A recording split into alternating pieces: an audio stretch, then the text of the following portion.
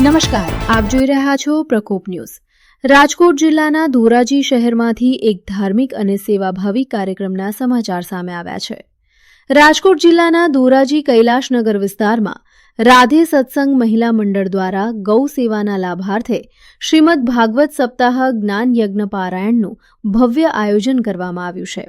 આ આયોજન સત્સંગ મંડળ તથા સમસ્ત સમાજના સહયોગથી કરવામાં આવ્યું છે।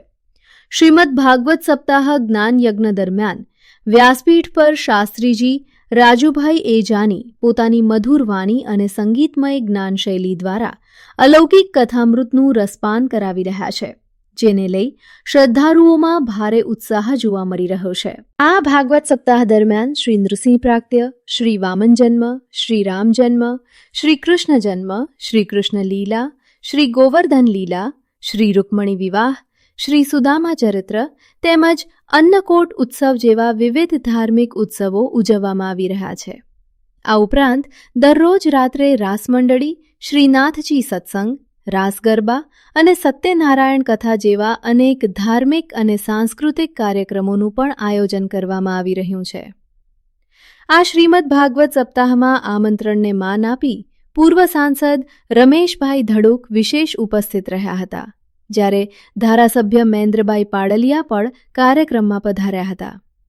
બંને મહેમાનોનું ભવ્ય સ્વાગત કરવામાં આવ્યું હતું। સાથે જ અનેક નામી અનામી રાજકીય તથા સામાજિક અગ્રણીઓની હાજરીમાં શ્રદ્ધાળુઓએ કથાનું રસપાન કર્યું હતું। ગામના ધર્મપ્રેમી ભક્તજનોએ મોટી સંખ્યામાં ઉપસ્થિત રહી કથા શ્રવણ કરીને પુણ્ય લાભ મેળવ્યો હતો। અહેવાલ નયનભાઈ રાવરાણી, ધોરાજી। વધુ સમાચાર અને અપડેટ્સ માટે પ્રકોપ ન્યૂઝને સબસ્ક્રાઇબ કરો।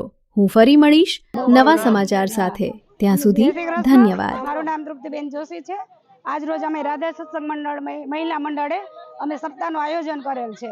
તે આયોજનમાં અમારે ભાઈ શ્રી રમેશભાઈ ધડુક, મનસુખભાઈ પાંડલિયા પધારેલા હતા અને અમે આજ રોજ રાધે સત્સંગ મંડળ છીએ તે ગૌ સેવાના લાભાર્થી અમે સત્સંગ કરીએ છીએ।